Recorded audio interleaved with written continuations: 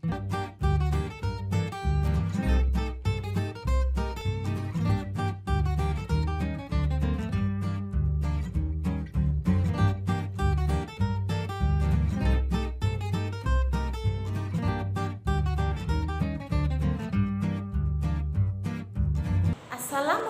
warahmatullahi wabarakatuh. Hai anak-anak, bertemu lagi dengan Ibu Indah Nasriah Tanjung. Ibu sebagai guru bimbingan dan konseling di SMP Negeri 1 Sibolga. Nah, anak-anak, pada video pembelajaran ini Ibu akan membahas tentang kiat menghindari kesulitan dalam belajar. Nanti Ibu akan menampilkan slide yang dimana anak-anak akan mengerti yang dimana saja itu jenis-jenis kesulitan belajar dan juga bagaimana kiatnya untuk menghindari kesulitan dalam belajar itu. Oke, kita masuk dalam slide yang pertama. Bimbingan dan konseling SMP Negeri 1 Sibolga oleh Indah Nasriah Tanjung.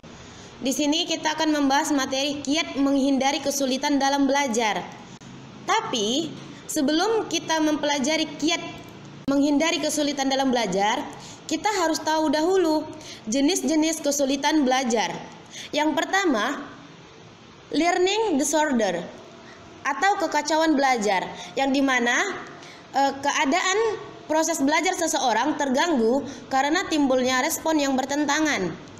Yang kedua, slow learner atau lambat belajar adalah siswa yang lambat dalam proses belajar.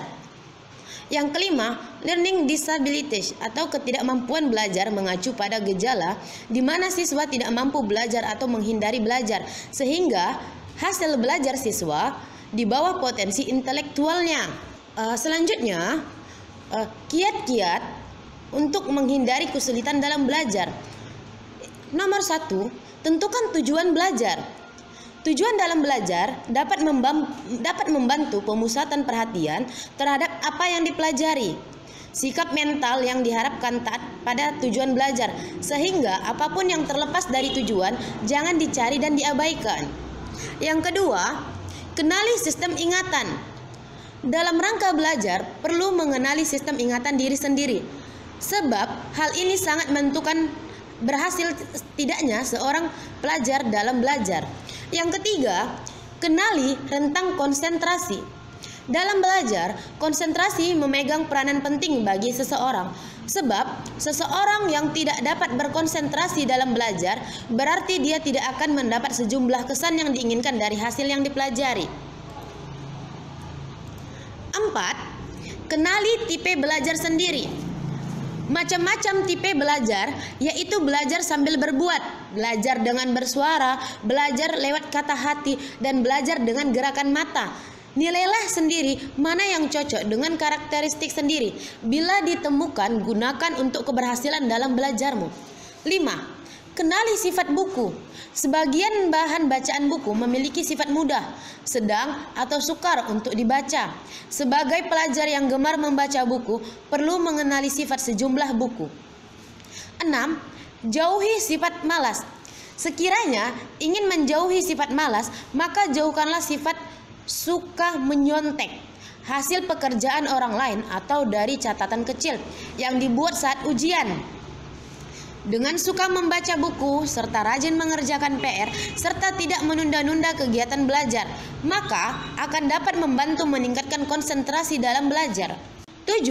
Penuhi keinginan sesaat dalam belajar. Kadang muncul keinginan yang mungkin kalau tidak dipenuhi akan mengganggu konsentrasi. Misalnya ingin makan bakso, nonton TV, mendengarkan radio, membeli alat belajar dan sebagainya. Langkah terbaik adalah memenuhi keinginan sesaat tersebut agar tidak mengganggu konsentrasi dalam belajar. 8. Catat tugas yang belum selesai.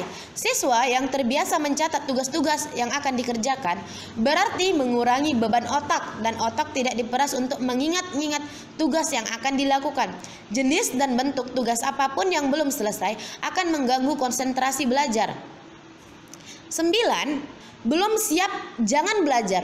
Kesiapan untuk belajar bukan berarti fisik saja, tetapi juga dalam arti psikis atau kejiwaan dan material. Agar menghasilkan hasil belajar yang maksimal, Kesiapan fisik misalnya tubuh tidak sakit, lesu, mengantuk dan sebagainya.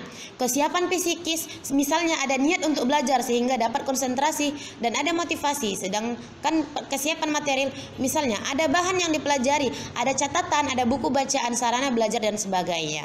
Dan itulah kiat untuk menghindari kesulitan dalam belajar. Terima kasih.